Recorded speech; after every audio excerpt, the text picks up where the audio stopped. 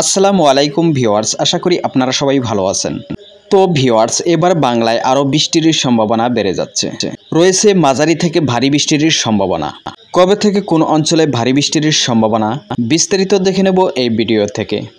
এছাড়াও বঙ্গোপসাগরে একটি লো প্রেশার রয়েছে। আমরা কখনোই ফেক আপডেট দেই না, সরাসরি লাইভ ট্র্যাকিংয়ের মাধ্যমে সঠিক তথ্য আপনাদের কাছে পৌঁছে দেওয়া আমাদের একমাত্র লক্ষ্য। প্রথমেই দেখে নেব এই মুহূর্তের পরিস্থিতি। এই মুহূর্তে আপডেট তৈরির সময় রাত্রি 8টা বাজিতেছে। এই মুহূর্তে কিন্তু বাংলাদেশে মেঘ রয়েছে ময়মনসিংহের উপরে। ময়মনসিংহ বিভাগের ময়মনসিংহ, শেরপুর এবং জামালপুরের কিছু কিছু অঞ্চলে। এছাড়া রাজশাহী বিভাগের কিছু অঞ্চলে মেঘ রয়েছে।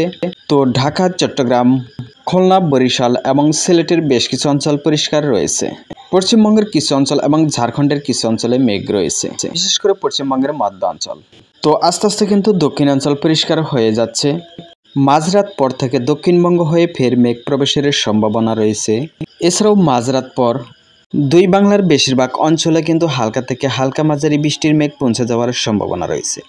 তবে এই বৃষ্টিগুলো অস্থায়ীভাবে বা বিক্ষিপ্তভাবে হালকা পাতলা কিছু অঞ্চলে হালকা মাঝারি বৃষ্টি হতে পারে, হালকা বজ্রপাত সহ কিছু কিছু অঞ্চলে। তো সোমবার সকাল থেকে বেশ কিছু অঞ্চলে বৃষ্টি শুরু হয়ে যাওয়ার সম্ভাবনা রয়েছে, বা মাঝরাত পর থেকে বেশ কিছু অঞ্চলে সকাল 8টার দিকে পশ্চিমবঙ্গের বেশিরভাগ অঞ্চল পরিষ্কার হয়ে যাওয়ার সম্ভাবনা রয়েছে।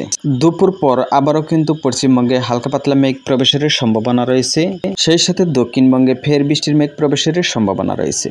আগামীকাল সারা দিনভর দুই বাংলার বেশিরভাগ অঞ্চল আংশিক মেঘাচ্ছন্ন থাকার সম্ভাবনা রয়েছে। সোমবার দিবাগত রাত সন্ধ্যা হইতে দক্ষিণাঞ্চল পরিষ্কার হয়ে যাওয়ার সম্ভাবনা রয়েছে। ফের মাঝরাত পর থেকে অফিসিয়াল 13 আগস্ট সেম পরিস্থিতি তৈরি হওয়ার সম্ভাবনা রয়েছে। সেই সাথে বেশ কিছু অঞ্চলে মাঝারি বৃষ্টির সম্ভাবনা রয়েছে বজ্রপাত সহ। 14ই আগস্ট কিন্তু সেম পরিস্থিতি লক্ষ্য করা যাচ্ছে। দক্ষিণাঞ্চলে হালকা থেকে মাঝারি কিছু অঞ্চলে ভারী বৃষ্টির সম্ভাবনাও রয়েছে, বিশেষ করে উপকূল অঞ্চল, পশ্চিমবঙ্গের উপকূল অঞ্চল এবং খুলনা বিভাগের উপকূল অঞ্চলে। কলকাতার আশপাশেও কিছু অঞ্চলে ভারী বৃষ্টির সম্ভাবনা রয়েছে। 15 তারিখে চট্টগ্রাম বিভাগের বেশ কিছু অঞ্চলে ভারী বৃষ্টির সম্ভাবনা রয়েছে, বা মেঘের গতিপথ পরিবর্তন হলে কিছুটা চেঞ্জ হতে পারে। 16 তারিখেও কিন্তু দক্ষিণবঙ্গে মাঝারি থেকে ভারী বৃষ্টির সম্ভাবনা রয়েছে দুই বাংলার, তবে উত্তরাঞ্চলে কিছুটা বৃষ্টির পরিমাণ কমে যাওয়ার সম্ভাবনা রয়েছে। 15 তারিখ থেকে যদিও উত্তরাঞ্চলে কিছুটা বৃষ্টির পরিমাণ কমে যাওয়ার সম্ভাবনা থাকে, তবে 16 তারিখ থেকে দক্ষিণাঞ্চলে ভারী বর্ষণের সম্ভাবনা রয়েছে খুলনা, বরিশাল, চট্টগ্রাম, ঢাকা বিভাগের দক্ষিণাঞ্চলে। 16 তারিখ পর থেকে 18 তারিখের মধ্যে এই ভারী বর্ষণের সম্ভাবনা রয়েছে। এছাড়াও 18 তারিখে সিলেটের কিছু অঞ্চল এবং মেঘালয়ের কিছু অঞ্চলে ভারী বৃষ্টির সম্ভাবনা রয়েছে। পরবর্তী দিনগুলি হালকা পাতলা বৃষ্টির সম্ভাবনা রয়েছে। ফের উত্তরবঙ্গে বৃষ্টি প্রবেশের সম্ভাবনাও রয়েছে, বা পরবর্তী সময় কিছুটা চেঞ্জও আসতে পারে। তবে সারা বাংলায় কিন্তু মেঘের আনাগোনা থাকার সম্ভাবনা রয়েছে প্রতিদিনই কম বেশি, যার কারণে বেশ কিছু অঞ্চল আংশিক মেঘাচ্ছন্ন থাকার সম্ভাবনা রয়েছে।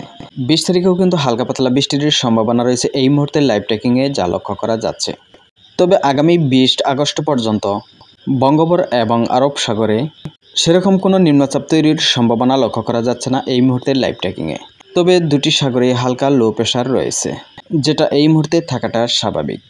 তো ভিউয়ার্স, ভিডিওটি তথ্যবহুল মনে হলে লাইক দিয়ে উৎসাহ দিবেন, আর আপনি চ্যানেলে নতুন হলে প্রতি মুহূর্তের আপডেট পেতে সাবস্ক্রাইব করে অল নোটিফিকেশন অন করে দিবেন।